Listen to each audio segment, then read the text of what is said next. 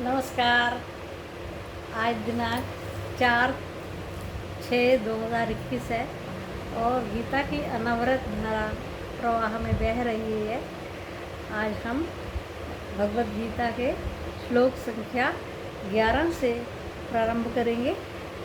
8वां अध्याय चल रहा है, तो श्रवण करते हैं। यदक्षरं वेदविदो वदन्ति विशन्ति यद्यतयो वीतरागः यदिच्छन्तु ब्रह्मचर्यं चरन्ति तत्ते पदं संग्रहेण प्रवक्ष्ये। भगवान फरमाते हैं, हे अर्जुन, जिस अक्षर पद को, अक्षर पद यानी जिसका क्षरण नहीं होता, जो कभी नष्ट नहीं होता, जिस उस अक्षर पद को, वेद को जानने वाले वीत राग यानी जिसका राग द्वेष इत्यादि जितने भी इंद्रियों के भाव हैं, इंद्रियां जिनमें विचरण करती हैं, वो सब शांत हो गए हैं, ऐसे यति पुरुषों के को मैं उस अक्षर रूप में प्राप्त होता हूँ जो कि ब्रह्मचर्य का आचरण करते हैं। उस पद को प्राप्त करने के लिए मैं तुम्हें एक सरल विधि कुछ बताता हूँ। आगे भगवान कहते हैं, ये विधि जो भगवान ने बताई है, ये भगवान के लिए बहुत सरल है और साधारण प्राणियों के लिए शायद ये उतनी सरल ना भी हो। तो हम श्रवण करते हैं, फिर कोशिश करेंगे। सर्वद्वाराणि संयम्य मनोहृदि निरुध्य च मूर्धन्य आत्मनः प्राणमास्थितो योगधारणा। भगवान कहते हैं, सभी द्वारों को, जो शरीर के जो द्वार हैं, आँख है, कान है, नासिकाएं हैं, मुख है और 2 निचले द्वार हैं, उन सब को संयम में यानी इन सब के ऊपर कंट्रोल करके, इन सब को निरुद्ध करके, बंद करके, और मन को हृदय में स्थापित करके।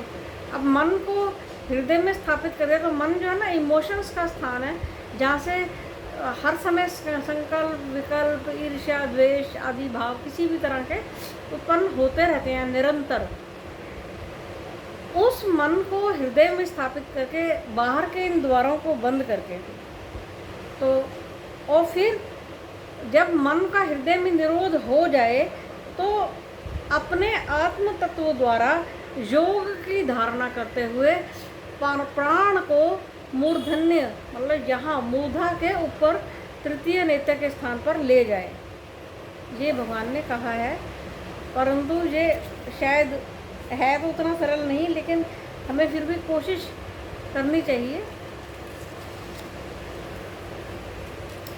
ओम इत्येकाक्षरं ब्रह्म व्याहरन् मामनुस्मरन् यः प्रयाति त्यजन् देहं स याति परमां गतिम्। भगवान कहते हैं, हे अर्जुन, ओम ही केवल एक अक्षर है। अक्षर वो जिसका क्षरण नहीं होता, केवल वो ओम ही है, ओंकार ही है जिसका क्षरण नहीं होता, और वो ही ब्रह्म है जो मुझको स्मरण करते हुए ओम का जाप करता है, ओम में स्थित हो जाता है।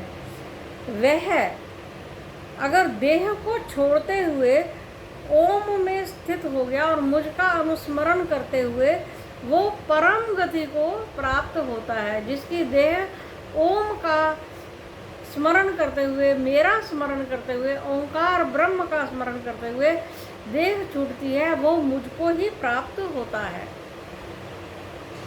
आगे कहते हैं, अनन्य चेताः सततं यो मां स्मरति निःशेषा तस्याहं सुलभा पार्थ नित्ययुक्तस्य योगिनः।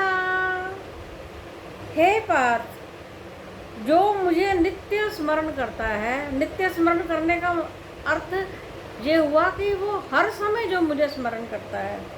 अनन्य चेता, जो किसी और में चित्त जिसका स्थापित नहीं है, अनन्य चेता, अनन्य चित्त वाला, सततम यानी निरंतर। तो निरंतर का अर्थ ही ये है कि वो हर समय श्वास श्वास प्रभु के नाम का स्मरण कर रहा है। हे पार्थ, इस प्रकार से नित्य युक्त नित्य स्मरण में युक्त योगी के लिए, हे पार्थ, मैं बिल्कुल सुलभ हो जाता हूँ। आगे कहते हैं, मामुपेत्य पुनर्जन्म दुःखालयं शाश्वतम् नाप्नुवन्ति महात्मानः संसिद्धिं परमां गतः।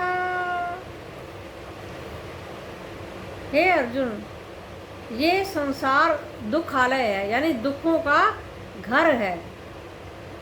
और ये जब मुझे प्राप्त कर लेता है तो उसका इस दुखालय से पुनर्जन्म नहीं होता, वो परम गति को प्राप्त कर लेता है।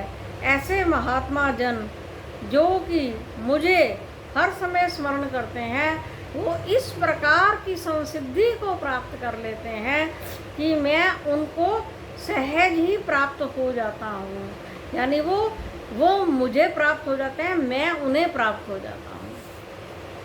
इतना कहकर वाणी को विराम देती हूँ। शायद आगे हम कल पढ़ेंगे।